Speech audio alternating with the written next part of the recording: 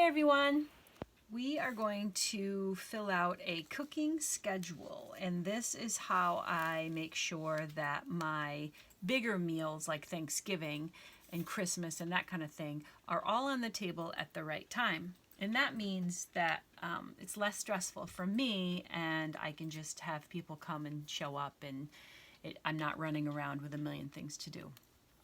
So no matter what is on your menu for this Thanksgiving, you could use this schedule. I mean, you could use it for any meal, but I find for the more elaborate meals, it makes the most sense for me. Okay, let's get started. So the first thing you have to do is figure out what time you actually want to serve your meal. And from years and years of being the one and only cook in the family, I can tell you that pinpointing down to the minute is never going to work. So for my family, I like to serve Thanksgiving, any holiday meal really, at 2 o'clock. So what I'll do to save my own sanity is I will write under time to eat, I will say 2 to 2:30 p.m. And I do that because, you know, life happens and you can never be as exact as you are in your brain. Okay, and then the rest of it is very simple. You write down something and then figure out how long roughly it's going to take you to prep it and cook it, and then you find out your start time. So for me, I know that the turkey is going to be my biggest, longest cooking item this year, because I actually have a huge turkey. I have a 24-pound turkey. So I'm going to need 5 hours in order to cook that turkey. But I also need 30 minutes for it to rest, and then give myself at least another 10 minutes to carve it up. So for me, with my 24-pound turkey, if I want to eat between 2 and 2:30, I'm going to say start time is 8:30 a.m. And that way, I know I have plenty of time to get the turkey cooked properly and to allow it to rest, which is so important. And then I also have time to carve it and get it on the table. Next, my longest thing on my list is my squash braided bread.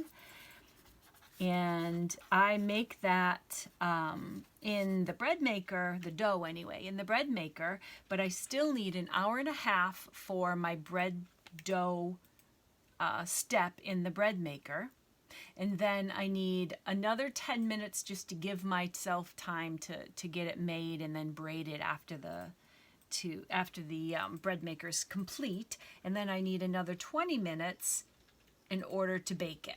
So I know that I need an hour and a half to make my bread, and then I know that I have to have my bread in no later than noon.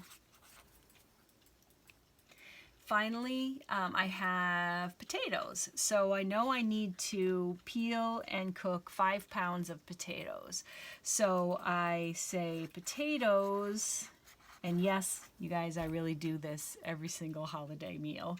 So potatoes, and I give myself 30 minutes to prep the potatoes, and then another 30 minutes for me to cook the potatoes.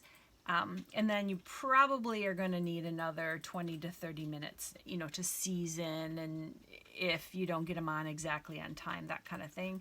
So I'm going to give myself an hour and a half. So that would be 12:30. And I know I said that was the last one, but I wanted to add one more thing just to get your creative juices, you know, thinking about how you're cooking. I have some vegetables, roasted Brussels sprouts, and roasting takes kind of a long time in the oven. It's not the same as just putting them in a pan and boiling them. So I have to consider that length of time and also that oven space because it uses a big sheet pan.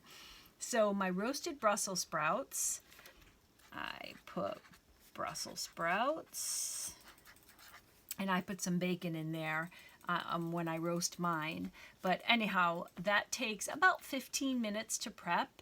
It takes an hour to an hour and a half to cook, and then I like to serve them right on time, fresh from the oven, because after a while, you know, pretty soon after you take your roasted vegetables out of the oven, they're no longer that kind of crispy on the outside and really delicious inside. So I try to hit that as closely as I can.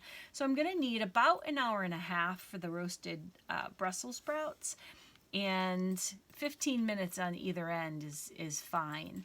So I know that I have to make those at, if it was 2 o'clock, and then a half an hour would be 1:30, and an hour would be 12:30. So 12:30 again. So as you go down this list, you know, fill out all the rest of your things that you need to cook.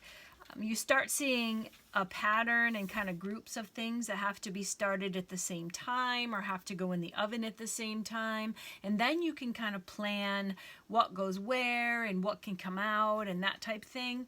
I am a big believer in doing things ahead as much as possible, but the only thing that I cook prior to actual Thanksgiving Day is I make all of my desserts on Wednesday. And so they're completely done, and the main reason for that is cheesecake, because it takes so long to chill. And the other thing that I like to prep the day before is sometimes when I'm doing things like my dressing has a lot of chopped vegetables, plus I'm doing a raw veggie board, so I can combine the vegetables and kind of chop everything up and do my mise en place the day before. That kind of thing I like to do. But I don't do as much as I see a lot of people are doing online, just because, I don't know, everyone has their own way of cooking, and I enjoy the whole process of getting up early and kind of doing it that way. So yeah, I hope that this is useful. Please download this free schedule planner and use it however you'd like, but this is how I use it. And other than me making it look a little more decorative, I truly do use this. So I find that it's extremely helpful, and it has actually shown me in the past a couple of little hiccups I've had where I've had to start things earlier, and I couldn't just put them off. So, but this gives you a pretty stress-free Thanksgiving Day to cook everything and have it be done on time. So I hope that it helps you. Let me know if there's anything else you'd like to see that's related to cooking or homeschooling or just having a small homestead. I'd love to share with you. Thanks so much for watching. Bye.